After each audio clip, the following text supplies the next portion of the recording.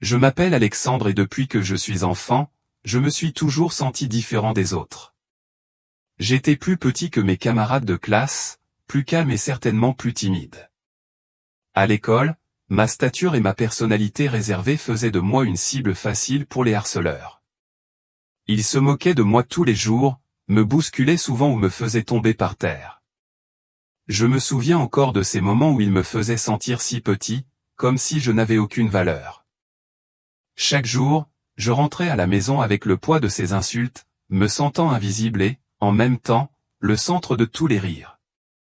Mes parents essayaient toujours de me remonter le moral, me disant que les choses s'amélioreraient avec l'âge et que toute cette douleur passerait. Cependant, au fond, je savais qu'ils ne comprenaient pas à quel point j'étais blessé. Un jour, me voyant particulièrement déprimé, ils décidèrent de m'offrir un cadeau spécial, un chat. Je me souviens encore de la sensation de chaleur et d'amour qu'ils ont ressenti lorsqu'ils ont ramené à la maison JOS, un chaton gris aux yeux bleus. Dès le premier instant, j'ai ressenti un lien profond avec lui. Le caresser m'apaisait, me faisait me sentir moins seul.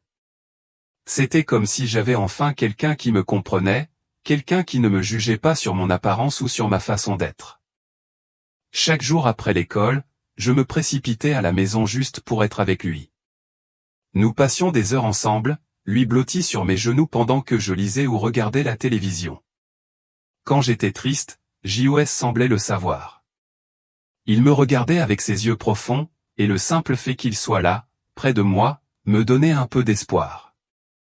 Il était mon meilleur ami, la seule présence qui me faisait sentir aimé inconditionnellement. Je n'aurais jamais imaginé que ma vie pouvait changer si vite et si radicalement. Un jour, alors que j'avais seulement 15 ans, mes parents sont sortis dîner avec des amis. Ils n'étaient jamais sortis aussi tard, mais ce soir-là, le temps semblait s'étirer et le silence dans la maison commençait à me mettre mal à l'aise. JOS me suivait partout où j'allais, comme s'il sentait lui aussi quelque chose d'étrange dans l'air. Puis l'appel est arrivé. C'était la police. Un conducteur ivre avait perdu le contrôle de sa voiture et avait fait sortir la voiture de mes parents de la route. Ils n'y sont pas parvenus. En un instant, ma vie s'est effondrée. Je me souviens avoir laissé tomber le téléphone alors que tout autour de moi devenait flou. Le monde que je connaissais n'existait plus. J'étais complètement seul. Ces semaines ont été un cauchemar. La douleur était si intense que je me sentais presque engourdi comme si j'étais dans un rêve dont je ne pouvais pas me réveiller. Mes parents, ma seule famille, étaient partis et je me retrouvais seul. Mais mon chat, JOS, était là comme toujours. Il restait à mes côtés chaque fois que je pleurais, me tenait compagnie pendant les longues nuits sans sommeil et me donnait une raison de sortir du lit chaque matin. Son affection était la seule chose qui me maintenait ancré à la réalité. Je n'avais que 15 ans et le monde entier semblait s'être effondré sur moi. Mais il y avait JOS, toujours là, toujours prêt à me faire sentir que je n'étais pas complètement seul. Au fil des années, ma vie est devenue une routine longue et solitaire. Après l'école, j'ai décidé de devenir électricienne. C'était un métier solide, quelque chose qui me tenait occupé et me permettait de ne pas trop réfléchir. Cependant, je ne pouvais pas nouer de lien avec qui que ce soit. J'étais devenu encore plus fermé que lorsque j'étais enfant. Je n'avais pas d'amis et n'essayais même pas de m'en faire. Chaque jour suivait la même routine monotone, me lever, aller au travail, rentrer à la maison et passer du temps avec JOS. Il était devenu ma seule source de compagnie, la seule constante de ma vie. Au travail, mes collègues essayaient souvent d'interagir avec moi, de m'inviter à socialiser, mais je déclinais toujours. Je ne me sentais pas à l'aise avec les gens. Le son des rires qui résonnaient dans les couloirs du bureau me rappelait des souvenirs d'enfance, où les rires cruels des tyrans avaient laissé une marque durable. Pour éviter cette douleur, je gardais mes distances, me retirant dans la solitude de ma maison, ne trouvant du réconfort que dans la présence silencieuse de JOS. Il était le seul qui semblait me comprendre sans me juger, ne me faisant jamais sentir comme si j'étais inférieur ou brisé à cause de ce que j'étais. Il y avait des moments où je me demandais si le bonheur me trouverait un jour, ou si ma vie changerait un jour de la monotonie qu'elle était devenue. Pourtant, Chaque fois que mes yeux croisaient ceux de JOS, je repoussais ces pensées, me persuadant que peut-être, juste peut-être, il était tout ce dont j'avais besoin. Il comblait un vide, et pendant un temps, je pensais que c'était suffisant. Mais tout a changé un soir orageux alors que je rentrais du travail. Comme tous les autres jours, j'avais prévu de m'installer dans ma routine habituelle, préparer le dîner et passer la nuit en compagnie familière de JOS. Cependant, quand je suis arrivé à la maison, un spectacle troublant m'attendait. Là, dans la cour, gisait JOS. Sa fourrure grise était emmêlée de sang, une profonde blessure béante sur son cou. Le monde, une fois de plus, semblait s'effondrer autour de moi. La panique m'envahit comme une vague, et je me figeai momentanément, ne sachant pas quoi faire. Je me précipitai vers lui, prenant son corps fragile et affaibli dans mes bras, sentant la vie lui échapper à chaque seconde. Désespéré et terrifié, je me suis précipité chez le vétérinaire, le cœur battant à tout rompre. Chaque tic-tac de l'horloge me semblait durer une éternité, prolongeant l'incertitude insupportable. J'ai prié, espérant un miracle, espérant qu'il pourrait être sauvé d'une manière ou d'une autre. Mais les mots du vétérinaire m'ont frappé comme un coup dans la poitrine. Nous ferons tout ce que nous pouvons, a-t-il dit doucement, mais les chances sont minces. Les médicaments soulageront sa douleur, mais il est peu probable qu'il s'en sorte. Ces mots m'ont laissé vide. Alors que j'étais assise dans la salle d'attente froide et stérile, le poids de la perte a commencé à m'écraser. Je ne pouvais pas me débarrasser des souvenirs de la perte de mes parents, et maintenant, l'idée de perdre JOS aussi était insupportable. J'avais déjà survécu à tant de choses, comment pourrais-je supporter un autre chagrin d'amour? Les jours qui ont suivi n'ont été rien de moins qu'un cauchemar. JOS est resté sous observation constante chez le vétérinaire, et je ne pouvais pas trouver un moment de paix. Chaque appel téléphonique du vétérinaire envoyait une vague de terreur dans ma poitrine. Les nouvelles étaient toujours les mêmes, son état était stable mais ne s'améliorait pas. Je ressentais un sentiment d'impuissance insupportable. J'étais prise au piège d'une spirale suffocante d'anxiété et de panique, incapable de penser clairement ou de trouver un soulagement. Au travail, ma concentration se brisait en 1000 morceaux. Chaque petit bruit, chaque pensée qui passait semblait déclencher mes peurs les plus profondes. La possibilité imminente de perdre JOS pesait sur moi sans relâche, comme une poigne de fer autour de mon cœur qui ne voulait pas desserrer son emprise. Les nuits, cependant, étaient les pires. Elles s'étiraient sans fin, remplies d'un silence qui ressemblait davantage à un vide étouffant. J'étais assise seule dans mon lit, les yeux fixés sur le plafond, le sommeil me fuyant. Mon esprit était devenu un champ de bataille de souvenirs douloureux. La mort de mes parents revenait, un chagrin que j'avais tant essayé d'enterrer. Mais maintenant, ces souvenirs étaient entrelacés avec ma peur actuelle de perdre JOS. Je me retrouvais à revivre le traumatisme du passé, les scènes de ce terrible accident, l'impuissance et la dévastation. Tout cela a refait surface avec une intensité cruelle, me laissant l'impression de perdre le contrôle. Le poids de mes émotions me semblait insurmontable, et la prise de conscience que je n'avais aucun contrôle sur quoi que ce soit me terrifiait. Un jour, au cours d'un de mes moments les plus sombres et les plus vulnérables, j'ai fait un choix que je savais être mauvais mais cela semblait être le seul moyen d'atténuer cette douleur insupportable. La panique était devenue trop forte. Je ne pouvais plus respirer, ni penser. Désespéré de trouver une échappatoire, je me suis souvenu des visages d'anciens camarades de classe, ceux qui m'avaient harcelé tant d'années auparavant. Je les avais parfois vus dans le parc, traînant encore en groupe, riant du même rire cruel. Je savais que beaucoup d'entre eux avaient pris un mauvais tournant dans la vie, s'étant impliqués dans la drogue et en vendant dans la rue. Un soir sombre et froid, je me suis retrouvé à me diriger vers eux, sans même savoir ce que je cherchais. Peut-être un moyen d'échapper à la réalité écrasante, peut-être juste une forme d'oubli. Je les ai trouvés à l'endroit habituel au blotti sur un banc de parc, en train de fumer, d'échanger des pilules dans l'ombre. Ils ne m'ont posé aucune question. Peut-être m'ont-ils reconnu, ou peut-être s'en moquaient-ils. Dans tous les cas, ils comprenaient exactement pourquoi j'étais là. Sans hésitation, l'un d'eux m'a tendu un petit sac rempli de pilules. Sa voix était calme, presque décontractée, lorsqu'il a dit « Cela va aider. Tu te sentiras mieux et la douleur s'atténuera. » À ce moment-là, j'ai eu l'impression que c'était une réponse à tout, un moyen de faire taire le tourment qui me consumait. Je n'ai pas hésité. J'ai pris le sac et je suis parti sans dire un mot. De retour à la maison, une vague d'émotions m'a traversé, colère, frustration, mais surtout, un profond sentiment d'échec. Comment avais-je pu me laisser aller à ce point? Comment les choses avaient-elles pu dégénérer? Je me suis effondré sur le canapé, les yeux fixés sur le sachet de pilules posé sur la table devant moi. Mon esprit était pris dans un tourbillon d'émotions, la rage contre le monde, la peur de l'avenir, la douleur d'un passé qui ne voulait pas me lâcher. Je ne voyais pas d'autre issue. Le désespoir obscurcissait mon jugement et je me persuadais que les pilules pouvaient tout engourdir, ne serait-ce que pour un court instant. Sans réfléchir, j'en ai pris une poignée au bien plus que je n'aurais dû. Ma vision a commencé à se brouiller presque immédiatement, l'environnement familier de mon salon devenant flou et lointain. Les limites du monde ont commencé à s'estomper comme si je me détachais lentement de la réalité. J'ai senti mon corps s'effondrer sur le sol et, à cet instant, une certitude écrasante m'a envahi, c'était la fin. Mais lorsque j'ai ouvert les yeux, je n'étais plus dans mon salon.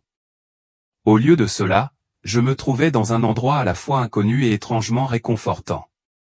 L'air était chaud, imprégné d'une lumière dorée qui semblait m'envelopper, me berçant dans un sentiment inexplicable de paix. C'était comme si la douleur, la peur et le poids écrasant de mon désespoir s'étaient tous dissous dans le néant. Pour la première fois depuis ce qui me semblait une éternité, j'étais libéré de la souffrance. Puis, dans la lueur dorée, une silhouette s'approcha. Je clignai des yeux, incrédule.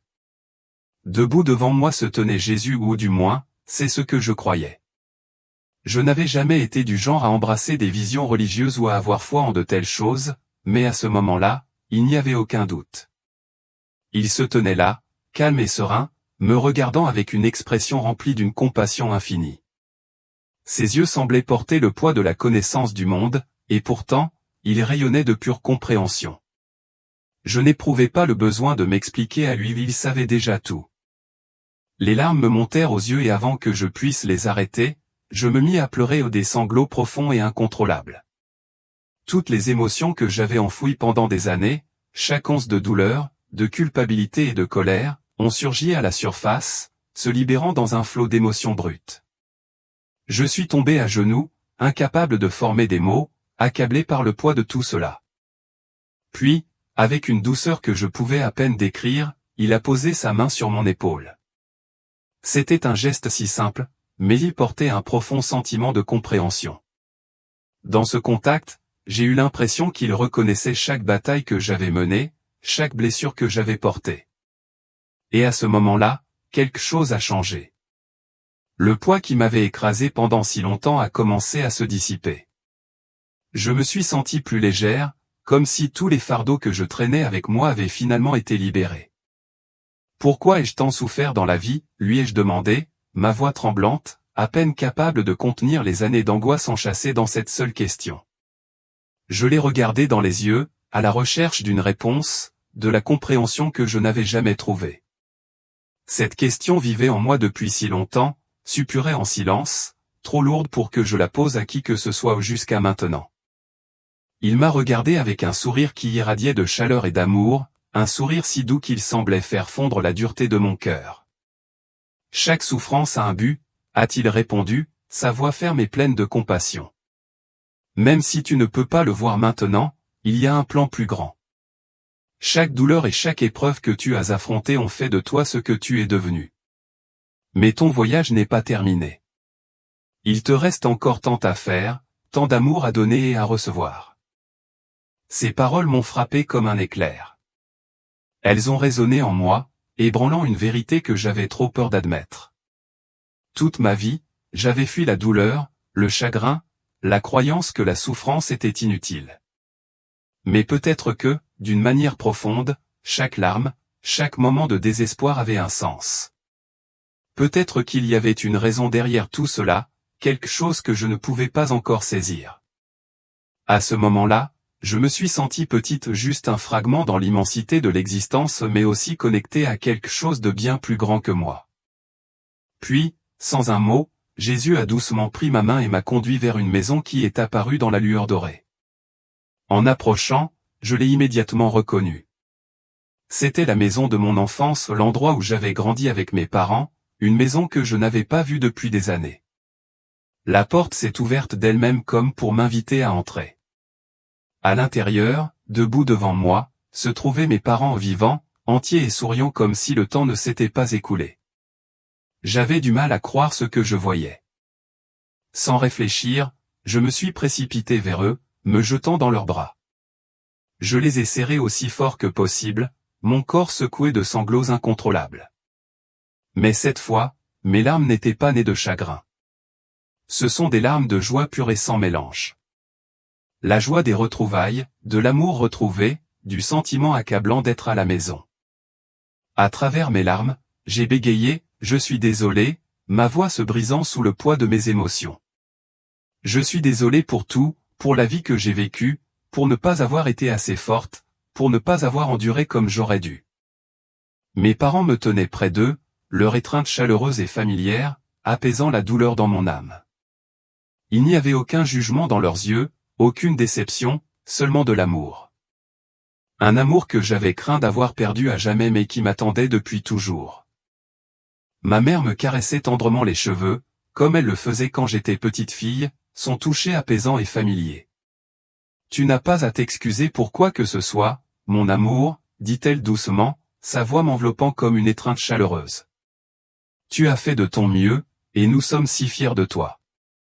Tu as enduré et surmonté tant de choses, et tu es toujours debout, ajouta mon père, ces mots étant un baume réconfortant. Ça n'a pas été un chemin facile, nous le savons, mais tu as encore le temps de tout changer. Ta vie est entre tes mains. Alors que leurs mots d'amour s'imprégnaient, une pensée transperça soudain mon moment de bonheur. Mon chat, JOS. Je crois qu'il est sur le point de mourir. Je ne supporte pas l'idée de ne plus jamais le revoir. Comment vais-je m'en sortir sans lui? La peur de perdre mon seul compagnon se resserra autour de mon cœur. Ma mère sourit à nouveau, une douce lueur dans les yeux. Ne t'inquiète pas, chérie. JOS va se rétablir. Il lui reste encore quelques années avec toi. Mais quand le moment sera venu, il viendra ici avec nous et nous l'accueillerons à bras ouverts, tout comme nous t'avons accueilli maintenant. Son assurance m'a rempli d'un sentiment de paix dont je ne savais pas avoir besoin. Ils ont ensuite fait un geste vers Jésus, leurs yeux étincelants de chaleur et d'amour. C'était la dernière chose dont je me souvenais avant de ressentir une attraction irrésistible comme si j'étais tiré vers le bas, m'éloignant de ce beau rêve. Quand je me suis réveillé, je me suis retrouvé allongé sur le sol de mon salon, désorienté et essoufflé, mon cœur battant dans ma poitrine. J'ai eu du mal à comprendre ce qui venait de se passer. Était-ce un rêve, une hallucination ou quelque chose de bien plus réel? Malgré ma confusion, j'ai ressenti une clarté indéniable dans mon esprit, comme si j'avais subi une profonde transformation et découvert enfin les réponses que je cherchais. Mon corps était encore affaibli par cette expérience, mais mon esprit se sentait plus léger et revigoré. Alors que je me relevais, le téléphone sonna, coupant court aux échos persistants de mon rêve. C'était Marco, le vétérinaire. Je ne sais pas comment vous dire ça, commença-t-il, la voix pleine d'incrédulité, mais votre chat, JOS, s'est réveillé ce matin. Il va beaucoup mieux. C'est comme s'il s'était miraculeusement rétabli. Une vague de soulagement m'envahit, mêlée d'incrédulité. Était-ce vrai? Tout ce que je venais de vivre avait-il influencé d'une manière ou d'une autre le destin de JOS? Mon cœur se gonfla d'espoir, et pour la première fois depuis longtemps, j'eus l'impression que la tempête en moi commençait enfin à se calmer. Je m'arrêtai un instant, luttant pour trouver ma voix. Les mots que Marco venait de prononcer résonnèrent dans mon esprit comme un refrain lointain, JOS allait mieux. Il s'était réveillé. À cet instant, une chaleur profonde envahit tout mon être. Ce n'était pas seulement du soulagement, c'était de la compassion. Ce fut une prise de conscience plus profonde que le miracle que j'avais vécu était bien réel. Je n'avais pas perdu mon meilleur ami, pas encore. Les jours qui suivirent se déroulèrent dans un brouillard d'incrédulité et de gratitude. JOS rentra chez lui et pendant les 2 années qui suivirent, je chérissais chaque instant avec lui, considérant chaque jour comme un cadeau précieux. Je comprenais que notre temps ensemble était limité, mais la peur de le perdre s'était estompée. Quand, après 2 ans, il quitta finalement ce monde, j'étais prête à affronter ce moment déchirant. La douleur était indéniable, mais à côté d'elle se trouvait un sentiment de paix et une assurance réconfortante que je le retrouverais un jour, tout comme il avait été promis à mes parents. Ce que je n'avais pas anticipé, c'était la profonde transformation qui allait se produire dans ma vie. La peur, la solitude et la colère qui m'avaient autrefois consumé commencèrent à se dissiper comme des ombres chassées par la lumière. Je me rendis compte que je n'étais plus la même personne que j'avais été. Quelque chose au plus profond de moi avait changé, quelque chose que j'avais du mal à exprimer, mais qui semblait indéniablement réel. Chaque matin, je me réveillais avec une nouvelle conscience, la vie est un cadeau extraordinaire, et même la douleur la plus intense peut ouvrir la voie à une beauté remarquable. J'ai appris une vérité essentielle, si nous ne pouvons pas tout contrôler, nous avons le pouvoir de choisir comment nous réagissons. J'ai choisi d'embrasser la vie, d'ouvrir mon cœur à l'amour et de me connecter aux autres. Ce faisant, j'ai trouvé l'amour auprès d'une femme merveilleuse qui partageait ma passion pour les chats. Ensemble, nous avons envisagé un avenir, discuté de la perspective d'avoir des enfants et de construire une vie remplie d'amour et de rire. Pour la première fois, je n'étais plus accablé par la peur d'aimer et de perdre, je comprenais que toutes mes expériences, à la fois joyeuses et douloureuses, avaient fait de moi la personne que j'étais destiné à devenir. En embrassant ce nouvel amour, je me suis senti capable d'affronter tout ce que la vie me réservait, sachant que j'avais la force de surmonter les inévitables défis. Le chemin que j'ai parcouru, les pertes, les chagrins, les moments de désespoir m'a finalement préparé à ce nouveau chapitre, où l'amour, la résilience et l'espoir se sont entremêlés pour créer une vie que j'avais hâte de vivre. Que ai-je appris au cours de ce voyage ?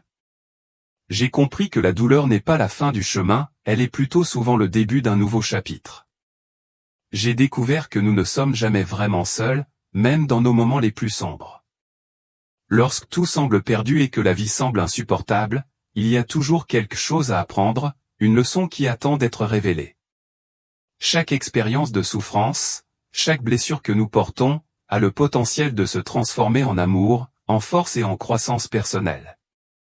Que doit faire chacun face à l'adversité ? Je me sens obligé de tendre la main à tous ceux qui lisent cette histoire et de vous encourager à ne pas abandonner. Je sais qu'il y a des moments où tout semble dénué de sens, où le monde semble injuste et cruel. Pourtant, s'il vous plaît, accrochez-vous à la croyance qu'il y a quelque chose de plus grand au-delà de la douleur, quelque chose de beau qui attend que vous l'embrassiez. Chaque battement de cœur qui résonne dans votre poitrine est la preuve que vous avez une raison d'être ici, un but qui vous est propre et que le meilleur reste à venir. Le message que j'ai reçu de Jésus m'a profondément ébranlé et m'a poussé à réfléchir profondément. Il a dit, « Tout ce que vous emporterez avec vous à la fin de votre vie est ce que vous avez donné. » Ces mots se sont gravés dans mon cœur, modifiant à jamais ma perspective. Il me rappelle que peu importe à quel point nous pouvons avoir l'impression d'avoir perdu ou combien de cicatrices nous portons en nous, ce qui compte vraiment, c'est l'amour que nous partageons et l'impact durable que nous laissons sur la vie des autres. Dans cette prise de conscience, je trouve de l'espoir. Les liens que nous tissons, la gentillesse que nous manifestons et la compassion dont nous faisons preuve sont ceux qui restent longtemps après notre départ.